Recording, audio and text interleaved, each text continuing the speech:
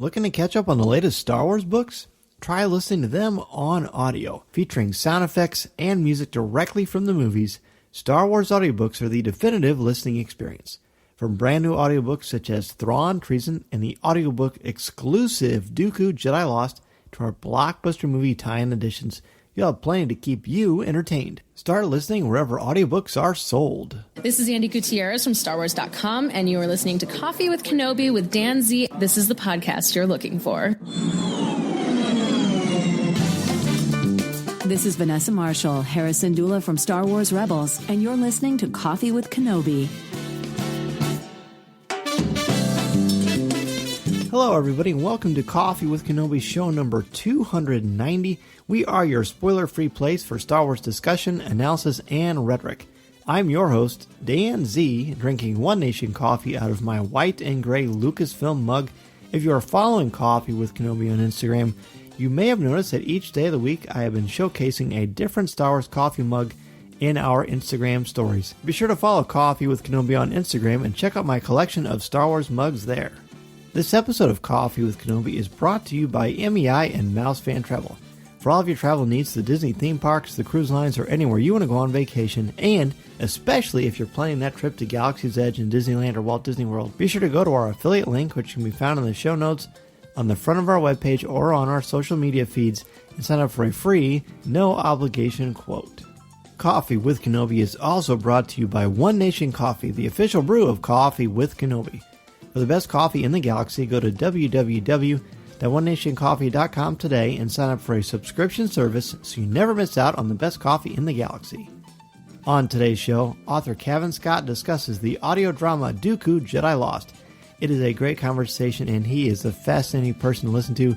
You are absolutely going to love it. Also joining us on the show today, Tom Gross is back with the latest Star Wars news. So pull up a chair, grab your favorite coffee mug, and let's have some coffee with Kenobi. So who talks first? You talk first? I talk first? Joining me today for a cup of coffee, he is a UK best-selling author and comic book writer, but on today's show, we'll be looking at his brilliant audio drama, Dooku, Jedi Lost. Of course, I am talking about the one and only Cavan Scott. Hello there. I'm a little bit worried that I'm drinking tea on Coffee with Kenobi. You know, you are okay? not the first person from the UK to say that. Yeah, I mean, I have coffee, but it's the afternoon now. If I drink coffee now, yes, I wouldn't sleep tonight. So. We can't have that. No, yeah. Tea is absolutely perfect. I think Sir Alec Guinness would feel the same way. Obviously. Well, let's go ahead. It's great to finally have you on Coffee with Kenobi. Let's go ahead and talk about the journey that led you to Dooku, Jedi Lost. How did the project come about? Well, it was a long time coming in a way. I started off writing radio drama here in the UK nearly 20 years ago now. That was how I sort of started in fiction. And I've been constantly mentioning this to various people at Lucasfilm.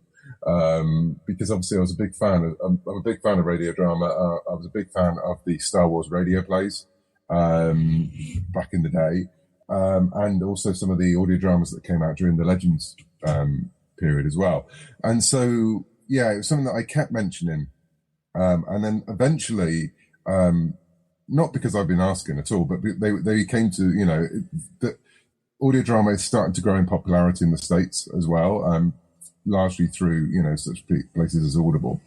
And so my nagging must have paid off, and they remembered that I'd been banging on about this for a while. So September last year, I was working on the Project Luminous project I'm involved in. And part of that, I got a message saying, can we talk to you about doing a Star Wars original? And that's where it came from, really. I love that. So obviously the audio drama aspect was good, but so how did you settle on Dooku, the character of Dooku? Because clearly you've had a vision for a while about creating something wonderful like this. And how did Dooku come into the picture? Well, Dooku was brought by Lucasfilm. It was part of over this last year, they've had a sequence of releases where it would be stories from the prequel era, stories from the original trilogy, and now stories from the sequels leading up to Episode 9. And so this was originally planned for that sort of period when they were dealing with the prequels. So there was things like Master and Apprentice. There was things like Queen's Shadow. So yeah, they came to me with the idea of it being Dooku. They gave me a list of areas we could take it. It wasn't directives by any means, but ideas they'd had.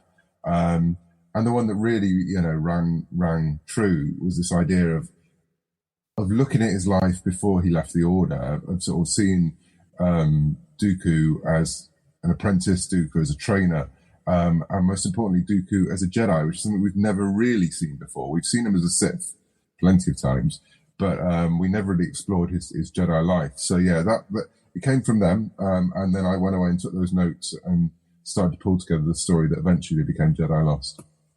And it is definitely a masterpiece. Penguin Random House Audio was kind enough to send me an advanced copy, and boy, I devoured that thing. And it's a lengthy one. It's a wonderful experience, because it is an experience. And one of the first things I read from you about this project on StarWars.com, I believe, was that it was important for you to give Dooku a fall to the dark side that did not revolve around Palpatine.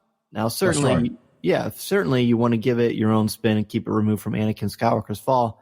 But what else went into your creative process? Well, again, it was thinking of, I wanted to focus on who the man used to be, because when you look at when the Jedi first find out that Dooku's behind a lot of the things in the Clone Wars, there's a real shock there, and again, it was coming back to that thought that he was in his 60s by the time he left the Jedi Order. And if you think about it, Jedi become Jedi at a very early age, so that's decades of a life where the things that would lead to his fall, would start to be playing a part. But he must have been a well-respected Jedi, so I wanted to look at that. And yeah, I didn't want his leaving the Jedi and the things that would lead to his eventual fall to be all part of obviously they're part of a bigger plan. Palpatine has plans that go beyond anything, but there had to be something in Dooku's life that would lead to this, because it's that old saying, the road to hell is paved with good intentions, and you can't believe that Dooku was black-hearted from day one. So yeah, it was looking at that and sort of seeing what could send him on the way to his eventual fall. What could lead a man who was so obviously Jedi to turn to the other side? Which is kind of a nice Shakespearean turn, really. Yeah, I mean, it's a tragedy completely. I mean, there are very few people in this play that end up in a good place. Yes, including Dooku and obviously Ventress as well. I knew there wasn't going to be a happy ending. There was a lot of conversations about how dark the ending should be, but when you look at where it is in the timeline, right at the beginning of the Clone Wars, before Dooku's really come out of the shadows, when Ventress is still a brand new apprentice, by that very nature, it has to have a dark ending to it. And so I was very interested in how they started on that road for both of them, not just Dooku, but Ventress as well. Oh, for sure. So let's go ahead and turn our attention to some key relationships in Jedi Lost, especially Dooku's sister Jenza. Talk about her creation and what she brings to our understanding of Dooku as a complex character. Yeah, I mean, I wanted right from the beginning to introduce his family, because there is Dooku's a bit of a gift when you're coming to write Star Wars, because he's such a major character, but we know so little about him, and we know so little about Sereno. Obviously, it'd been visited before in Legends, but even then, there wasn't a lot about it. And so in the past, we've seen his family back in the expanded universe, but I don't think Dooku's brother even had a name. It was just Dooku's brother. So I wanted to really delve into that family and sort of see again, what part they played in his eventual fall as well. And also, he's a man who doesn't seem to have the ability to form relationships very easily. So I wanted to see how he would form a relationship that that is obviously so bound up in his past. Because when you look at him and Ventress, which is up to now the only sort of real family we've seen for Dooku in a strange kind of way. One of my favourite episodes of the Clone Wars is the episode when he finally betrays her, at the behest of the Emperor or Darth Sidious, and there's a real conflict in him at that point. You can tell he doesn't want to betray his apprentice, but he will do so because he will obey his master. So again, I wanted to explore relationships and what stronger relationship have you got than a familial one. Again, I didn't want it to be too near Anakin, so I didn't want him to have a love interest. I thought that was too, we'd seen that road before, but we haven't really seen Jedi with siblings because of the rules of breaking off all your attachments. It's something that Dooku obviously went back on his life. He went back to his home planet. So I wanted to see a little bit about what that past was and what pulled him back to Sereno when he was so entrenched in the Jedi way of life. And Jenza is someone that definitely brings out different sides of him, but it shows more compassion in Dooku than I certainly ever expected to see. Yeah, because he can't just be, again, he can't be a moustache twirling villain. He has to have depth there, and so it was a way of really exploring those. And with all the relationships we put Dooku through in Jedi Lost, it was to explore different parts of who he is. And I think a lot of it came back in the early days when we were discussing the story. We were struggling a little bit to really get hold of his character and work out exactly who he was going to be. And the danger was that he would become, Anakin, well, not 2.0, or a proto-Anakin. And so early on with conversations with Elizabeth at Del Rey, we discussed the fact that his arrogance is the thing about him. Even right to the end, when you see his execution, up to that point, he still believes this is all part of a plan and that he's going to come out on top. And you can see the absolute despair in his face when he realizes he's been duped all the way along. And so, we kept coming back to that sense of self-assurance that he is the best that he could be. And so we were looking at different ways to sort of pierce that bubble and poke him with that. So you've got Cypher Deus, who's like a brother to him, who won't put up with his nonsense. And then you've got his sister, who naturally goes through his defenses because there is a connection there that he didn't know he could even experience. When they first experience him, he doesn't know she's his sister, but he can still sense something, whether it's through the Force or just that aspect of family. He knows there's something special about this person and a connection he can't explain. So it was just ways of poking his arrogance and the thing that makes him Dooku and seeing how he'd react. Sure, in React he does, but this story is interesting for many reasons, but one of them is, we've talked about the relationship with Ventress, but what inspired the decision to tell the story from Asajj Ventress's point of view? Again, it was something that came out of the initial discussions. Ventress was it seemed just too good an opportunity to have Ventress because she's such a great character. She's so much part of the Clone Wars and Dooku's part in the Clone Wars that it seemed, she seemed a very good window to the story. It was a good way of telling the story of Dooku because we didn't want to get too close to him in the way that we didn't want him telling his own story, which is actually what we ended up with. But I tried to do it in a way that, wouldn't be expected. And so to have a first person narration through this when you're in Ventress's head, you're seeing what she sees. She's quite an unreliable narrator throughout, but you're getting to see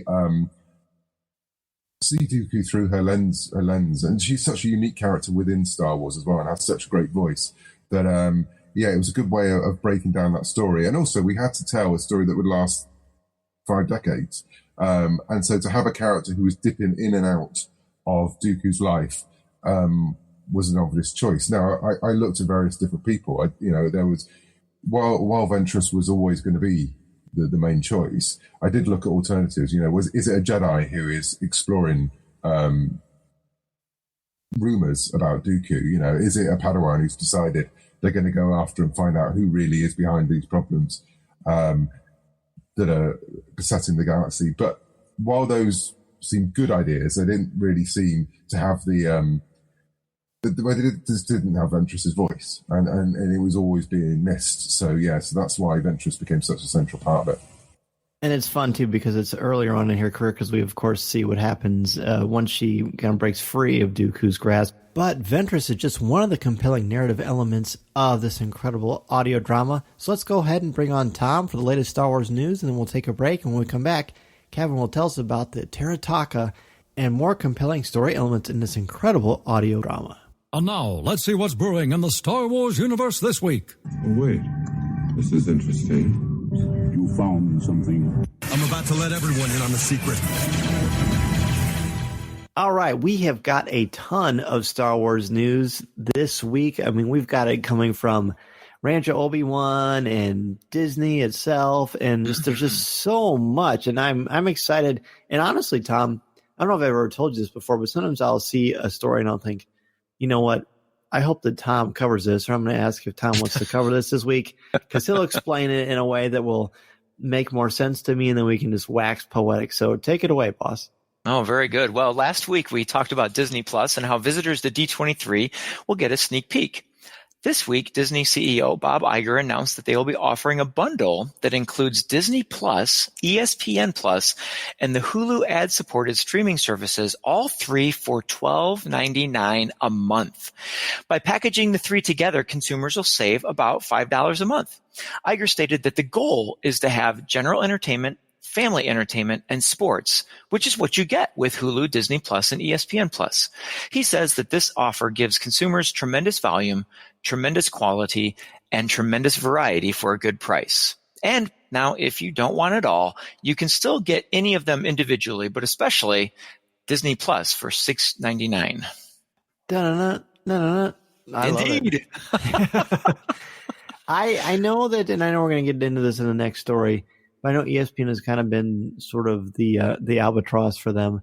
Mm. But I love that they're doing this. We already have Hulu at our house, but it's going to be no big deal to add. Yeah, it's going to be no big deal to add Disney Plus to that equation. And to me, ESPN is a bonus. All the sports I get are local baseball anyway, with the Cubs, or just the main stuff. But I think this is an absolute home run. I mean, again, poor Netflix. They've got to be shaking in their boots, because this just seems to be more and more like such an incredible thing. And in just, my goodness, just a couple of short weeks, in a little over 2 weeks, I'm going to get to see this thing in action live. Yes. I cannot wait. Does this now? Are you? I'm sure you're already all in, but are you going to do this bundle, or what are you going to do? Well, that's a good question.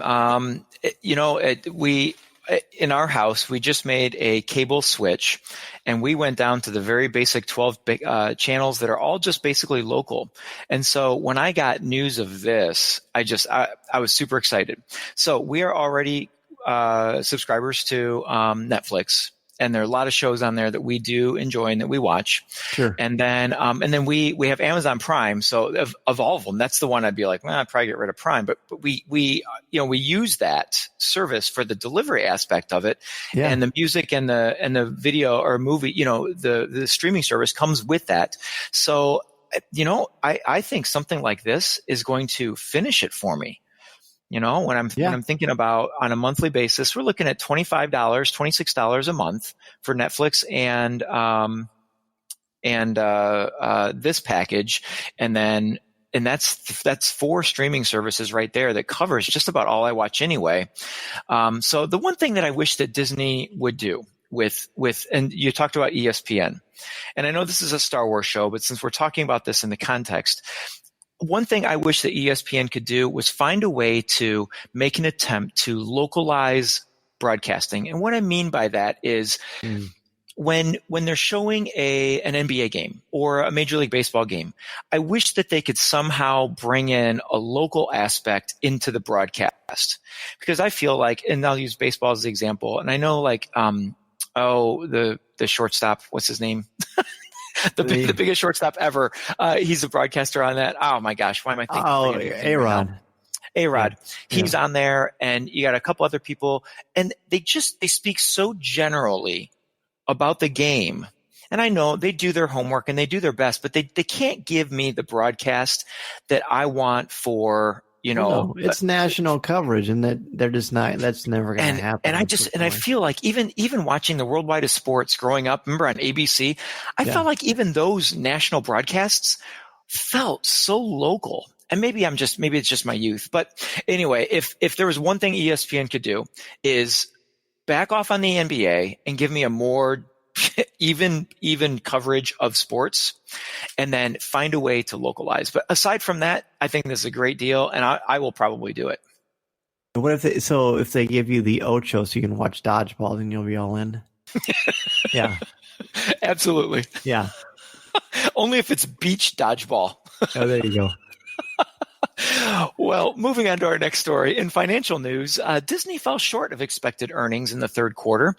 Even with the large box office numbers they had, the company's revenue fell short of the expected $21.4 billion, with per share earnings at $1.38, which is 28% lower than expected.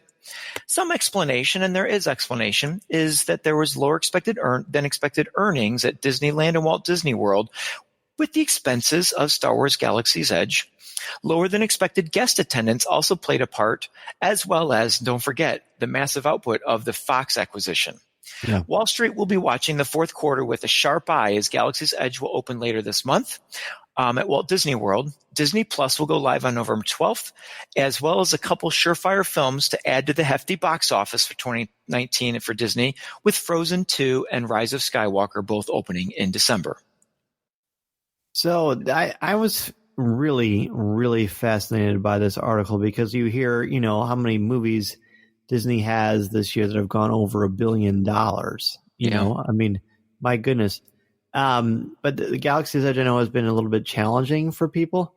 But the deal is, and then when I say people, I mean some of the Disneyland execs. But that's, again, we've talked about this a lot on this show and on Looking at Lucasfilm with Jim Hill. A lot of that has to do with the fact that they have done such a good job of cautioning people, and they had a block on cast members getting in and annual pass holders, so it's just guests that would come from out of town, basically. So that was why attendance was down. I mean, that's my professional opinion on that.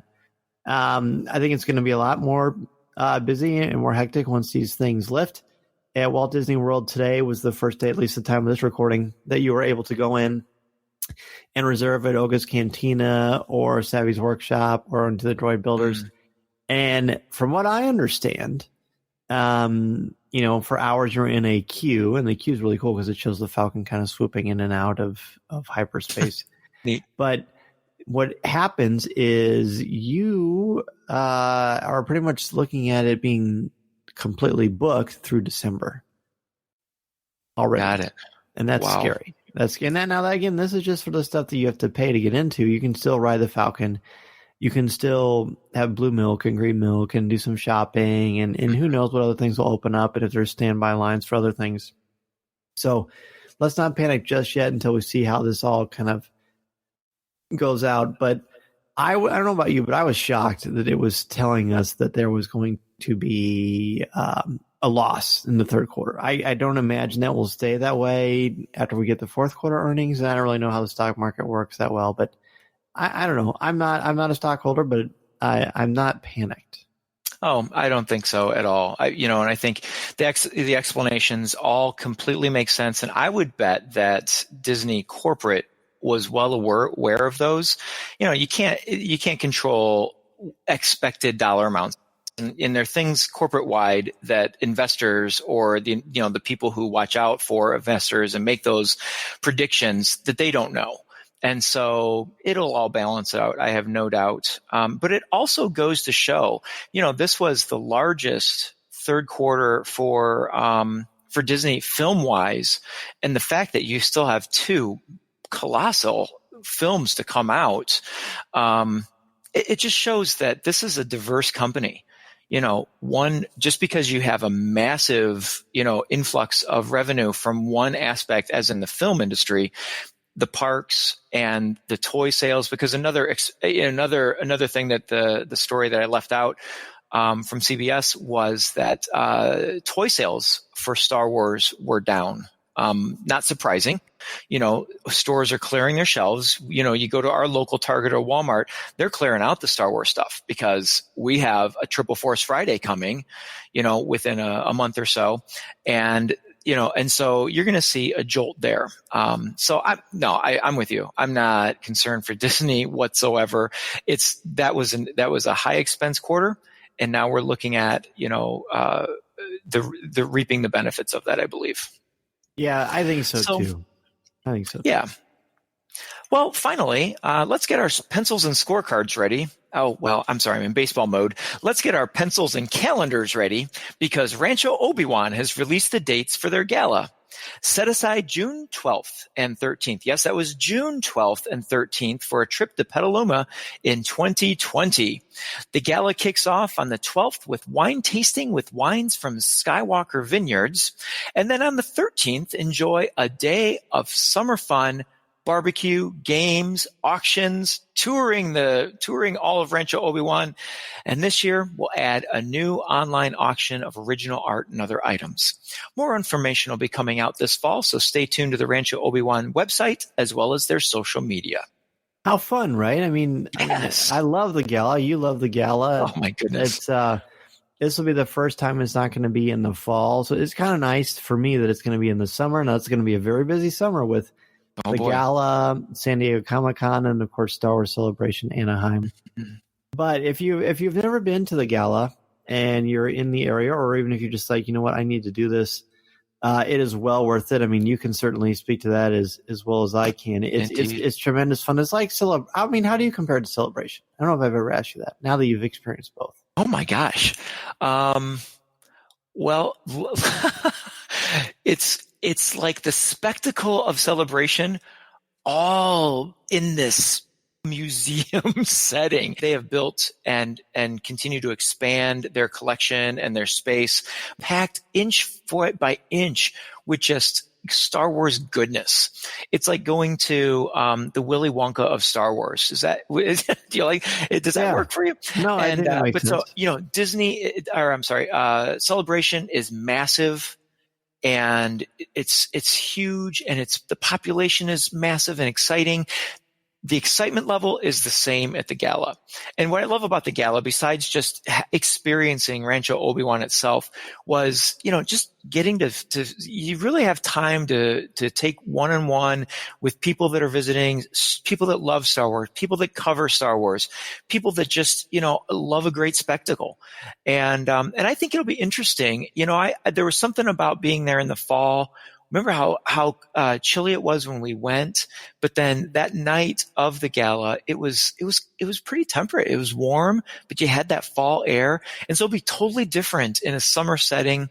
I'm sure it'll be plenty toasty warm, and but warm with Star Wars love as well as temperature.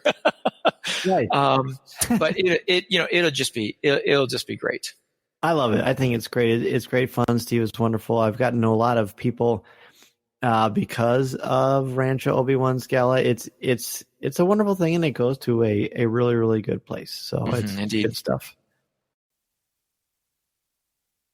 And that's all I have for the news this week. All right, very good. I mean, we're jam-packed, and there's even more we could probably cover, but we will save that for another time.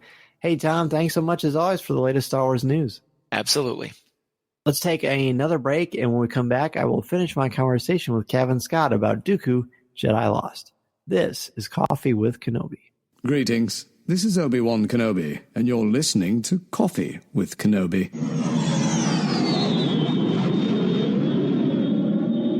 Looking to catch up on the latest Star Wars books? Try listening to them on audio, featuring sound effects, top-notch narrators, and music directly from the movies. Star Wars audiobooks are the definitive listening experience. From Luke Skywalker to Kylo Ren to Admiral Akbar, you'll recognize all of your favorite characters. Listen to movie tie-ins like The Last Jedi and The Force Awakens, and original titles such as Thrawn Treason, Alphabet Squadron, Master and Apprentice, and the audiobook exclusive Dooku Jedi Lost. With Star Wars audiobooks, you'll have plenty of Star Wars listening to keep you entertained. Available wherever audiobooks are sold. If you've been looking on social media, especially recently, you're seeing photos and images that people are posting from their experiences, the cast member previews at Walt Disney World and Galaxy's Edge and Batuu. I was especially excited to see Aaron Harris and Dave Motter's pictures and video from their experiences. They, of course, are the hosts of Resistance Reactions. They had a blast, and you are probably thinking, I want to go to Batuu. I've seen Aaron Dave's pictures. I've seen your images from Disneyland and the grand opening of California at Batuu as well. I want to go to Galaxy's Edge. I don't blame you, and what you should do, if I were you, would go to MEI and Mousefan Travel. They have signature service and expert advice to help clients maximize their vacation time and dollar. They have a no-cost, no-obligation quote when you use the service, and they also proactively adjust the booking if the rate goes down. They will help your family enjoy everything the Disney theme parks and the cruise lines have to offer, help plan every detail, and will share invaluable tips. Be sure to go to our affiliate link, which can be found in the show notes, on the front of our webpage, or on our social media feeds, and sign up for a free, no-obligation quote. One of the most important parts of the show is thanking my CWK Patreon contributors. Especially, I would love to thank Jason Hall, Dennis Keithley, Colby Mead, Yancey Evans, Dave Ritchie, Ross Halliban, Frank Mulder, Alexander Moylan, Melinda Wolf, Aaron Harris, Chris Kavarka, Angela Sauce, Rebecca Raven, Simbot Defterdarian, Christine Turk, Sean Reed, Kurt McKellen, Dan Ream, Brian Harding, Blake Weaver, Jim Capron, Caroline Maselli, Chris Metz, LJ Souter, Thea Selby, Jeff Ellis, Daz Davies, Christian Dale, Brian McKinney, Connie Shee, Jared Cantor, BJ Smith, Eric Struthers, Nick Tico, and Mark Suter.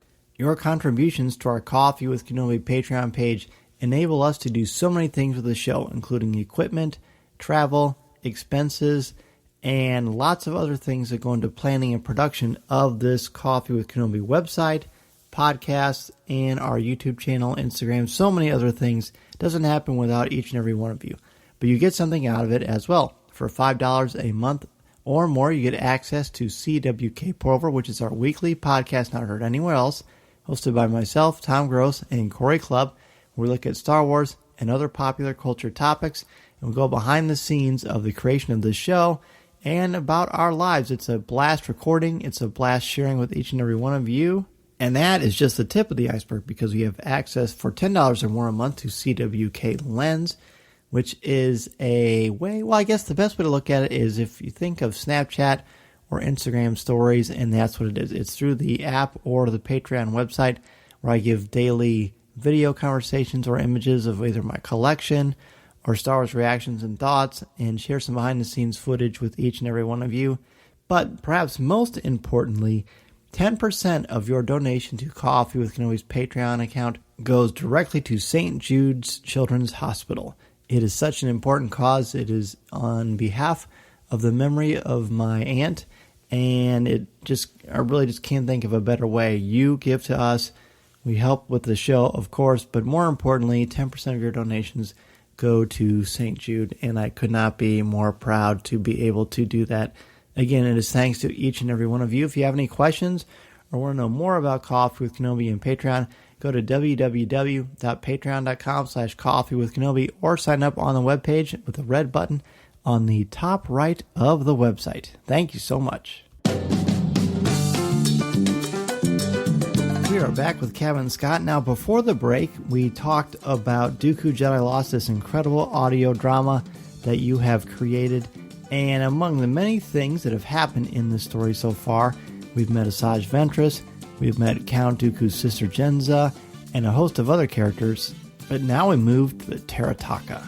This is that dragon creature on Sereno that plays a major role in Dooku's fall to the dark side. Yeah. That Dooku encounters at the beginning and the end of the book. Talk about the evolution of that character. And I'm particularly interested in your answer, being a Dungeons and Dragons player as well. Well, this predates me. I've only just started playing Dungeons and Dragons, but I do have a big love of fantasy and dragons, and big monsters in general. And part of it is from a plain and simple. I like monsters in my audio dramas because they sound great, and also it was to get that side of romantic side of Dooku. He's a very elegant man. He likes his cloaks. You look at his lightsabers, and they have the hilts that are curved. Everything about him sort of screams elegance, and And then I looked back into Legends and found in Legends there was the Dooku family airship, which there were conversations about me bringing back, but I knew that I wanted to bring back. And so that sort of added almost, dare I say, a little steampunk element to it as well. And so a dragon was there on my list, and it went through various different forms. At one point, there was an entire clan of them, but gradually we worked out that was getting a bit out of hand. And we looked at various different abilities it would have, and again, it was a way of linking the story to not just Dooku's past, but also the past of the planet as a whole. And when you look back and you realise that Sereno was part of the Sith Empire. And you look back, and I'm a big fan of the old sort of Sith handbooks and things like that. And you look back and you see the Sith War Beast. So, it all started to stack up that the dragon was going to be there. And there was lots of conversations about how far it was going to go. But yeah, there was, it's the swashbuckling, it's the fancy element of Dooku. I think he needed a big monster. Oh, you always need a big monster. You always do. Well, it's a spectacular sequence. I'm not going to ruin anything for our listeners, of course. We're anti-spoiler anyway. But let's shift gears a little bit. Let's talk about Dooku, his relationship with the Padawan as a Jedi. And why is that important to set that stage? And what does it show us about Dooku as a person? Well, I think it was always very interesting that, we most of the times we've seen our Jedi and Master and Apprentice. But I've always loved those elements of the prequels where you see, especially Yoda working with the younglings. You see the pre-Padawan Jedi children, starting to be taught the ways of the light side. And again, I thought it'd be very interesting to see Dooku in that role. Someone again who has obviously got great charisma. Now, I think one of my favourite scenes in Dark Disciple is when you see him as a politician. You see him in the middle of a diplomatic event, and he's there with wine in his hand and charming people and that kind of thing. So again, I wanted to put him into as many situations as possible where you see him, a very private person, having to be a public figure. And within the temple, how, you couldn't get much more public than being a teacher. And also it would again challenge him that if he thought he was, the chosen Jedi, to coin a phrase, that he then ends up teaching. It's that thing about, people who can't teach, and here's a man who really believes he can do everything.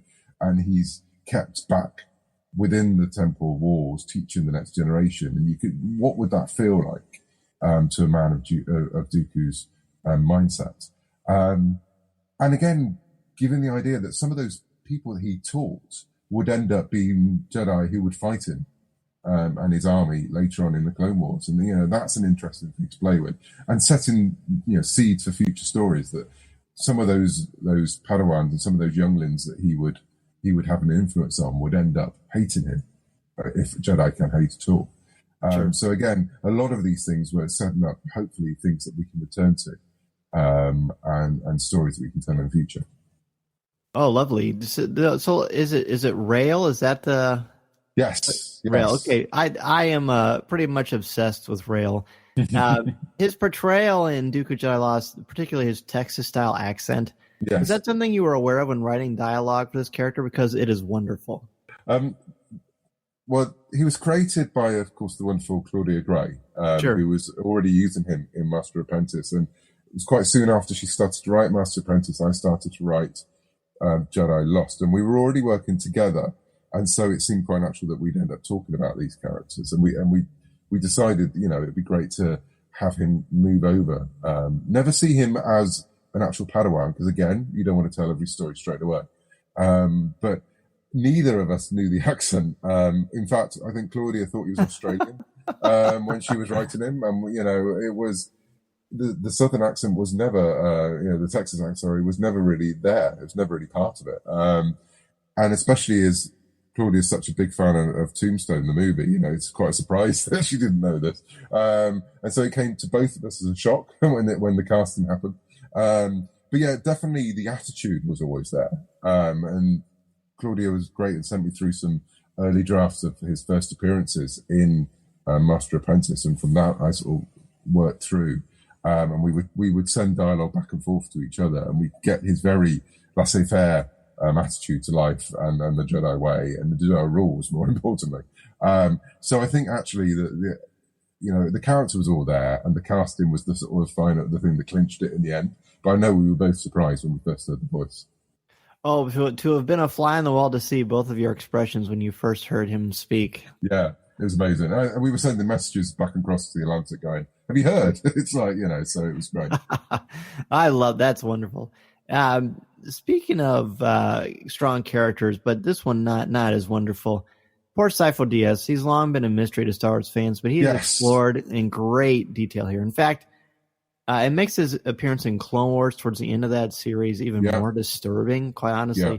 Talk about how you fleshed out this enigmatic character. A lot of it came from that appearance. I love those episodes. Sure. And because you don't really know at that point whether that is Sifo Dyas or whether it's part of a vision or manipulation or whatever. But just that it is quite a nightmarish image. And again, I wanted to map that journey. And there was a Legends comic, and for the life of me now, the creators have gone from my brain, and I do apologize. But there was a comic where Dooku obviously ordered Sifo's death, and then had the corpse sent to him so he could bury him.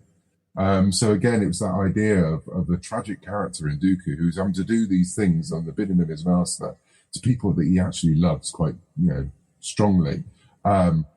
And from that image of that comic, which has stayed for me for so many years, I knew I wanted to explore more of their friendship. And again, that wasn't in the original brief. It was mentioned, I think it was those lines saying we could meet Sifo along the way. And I thought, no, I wanted someone who we would see with Dooku throughout his life. A touchstone of how Dooku's changing and how life is changing for all of them. And so, it was another way of exploring how Dooku would react to other people and what kind of relationships would get to him. And also asking that constant question of what if, a question a lot of fans have already asked, myself included, is, what would have happened if Qui-Gon had lived? Would he have been able to get through to Dooku? And I wanted to add a lot more questions to that. What would have happened if Sifo and Dooku's relationship had maintained itself through his life? And again, we're not trying to give too much spoilers, but obviously something bad happens to them by the time that, Dooku's using Sifo at the end. And so, it was gay. It was thinking of those, given those points in Dooku's life where things could go very differently, because Dooku is obviously so essential for the entire saga. Because if it wasn't for Dooku, then none of what we would see in the later films could have come about, because he's the cornerstone for Sidious's plan. He sets up the conflict that would eventually lead to the Empire. So again, I wanted to put loads of different points in where you could say what would have happened if that had maintained. Well, it creates a really, really rich experience. And I've been telling people this for quite a while now, since I got the chance to hear this wonderful story.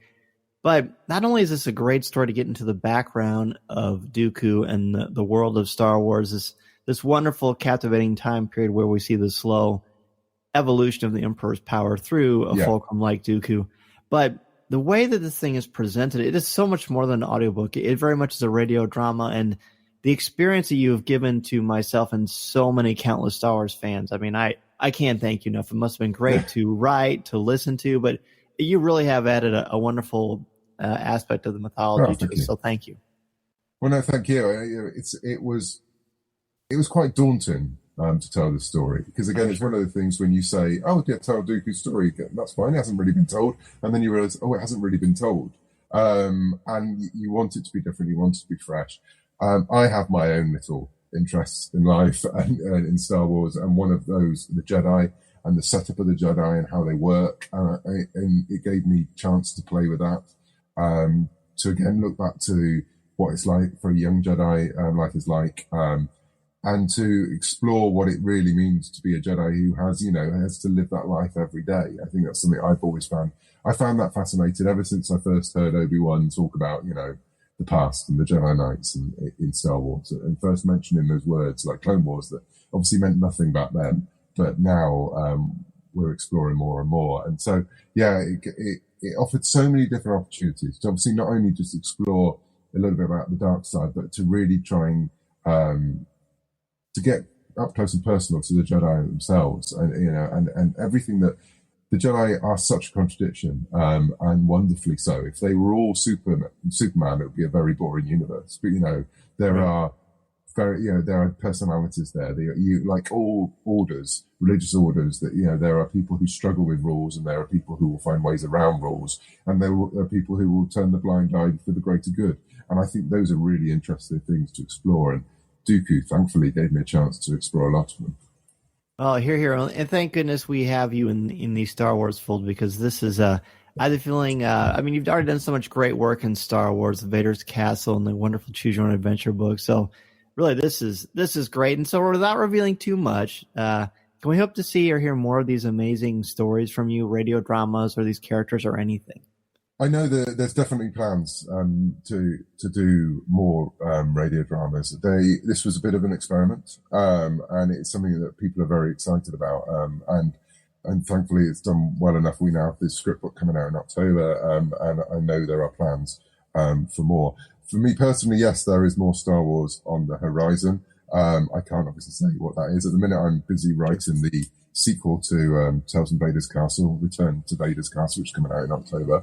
And then there are other things going on behind the scenes that I really can't talk about. But yeah, this is, touch wood, I'm going to be around in the Star Wars galaxy for a long, long time. Which is wonderful, wonderful news. Well, hey, Cavan, thank you so much for coming on Coffee with Kenobi. It will be an absolute delight to have you on to have some tea or coffee or whatever beverage suits your fancy whenever you're interested. Okay, yeah, no problem at all. I'd love to come back. And please let everyone know where they can reach out to you if they want to ask you a question or just say hello. Sure. But one of the best places is my website, which is cavanscott.com, or find me on Twitter. It's just Cavan Scott, or on Instagram. I spend far too much time on social media when I should be writing. So usually if you come along and say hi, I will respond. And if it gives me a chance to talk Star Wars and Star Wars theory, then I will lap it up. I love it. Cavan Scott, ladies and gentlemen, let's go ahead and take a quick break and close out the show. This is Coffee with Kenobi. Listening to Coffee with Kenobi, you are the podcast you're looking for. This is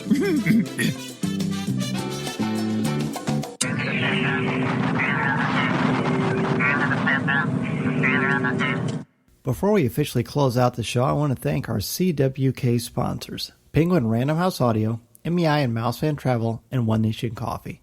Please support them the way they support our podcast, and remember to listen to new and archived shows of Coffee with Kenobi wherever you listen to podcasts, including Apple Podcasts, Spreaker, Stitcher, iHeartRadio, SoundCloud, YouTube, or our website www.coffeewithkenobi.com, or wherever you enjoy listening to your favorite shows.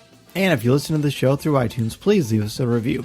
You can also find us on social media such as Twitter, Instagram, Facebook, and Pinterest, and we'd love for you to check us out there. Be sure to listen to our CWK family of shows too, including Legends Library, Resistance Reactions, Comics with Kenobi, and Lattes with Leia. Please leave a review for each of their shows as well, and be sure to subscribe to each of them individually on their own respective feeds. In addition to the places I just mentioned for Coffee with Kenobi, you can find me personally twice a month on the podcast Looking at Lucasfilm, part of the Jim Hill Media Podcast Network, as well as on Twitter at Mr. Zher, MRZEHR, and you can find my writing on CWK's website, as well as StarWars.com and IGN. Don't forget to check out www.patreon.com/coffeewithkenobi to help support this show, as well as get access to CWK Pour Over, our exclusive podcast not heard anywhere else. There are also t-shirts, coffee mugs, and so much more, but most importantly, 10% of your donation goes directly to St. Jude Children's Hospital. I want to thank our guests Cavan Scott and Tom Gross for joining us, and I especially want to thank each and every one of you for joining me each and every week for a cup of coffee. This truly is the best mythology and fan base. It's my favorite personally, and I can't think of better people to discuss it with than each and every one of you. Until next time, this is the podcast you're looking for. This podcast is not endorsed by the Walt Disney Company or Lucasfilm Limited. It is intended for entertainment and informational purposes only. The official Star Wars website can be found at www.starwars.com. Star Wars, all names, sounds, and any other Star Wars related items are registered trademarks and or copyrights of Disney and their respective trademark and copyright holders. All original content of this podcast is the intellectual property of Coffee with Kenobi unless otherwise indicated. This is the podcast you're looking for. There's no one here. Move along. Move along. Looking to catch up on the latest Star Wars books? Try listening to them on audio. Featuring sound effects and music directly from the movies, Star Wars audiobooks are the definitive listening experience. From brand new audiobooks such as Thrawn, Treason, and the audiobook exclusive Dooku, Jedi Lost, to our blockbuster movie tie-in editions, you have plenty to keep you entertained. Start listening wherever audiobooks are sold.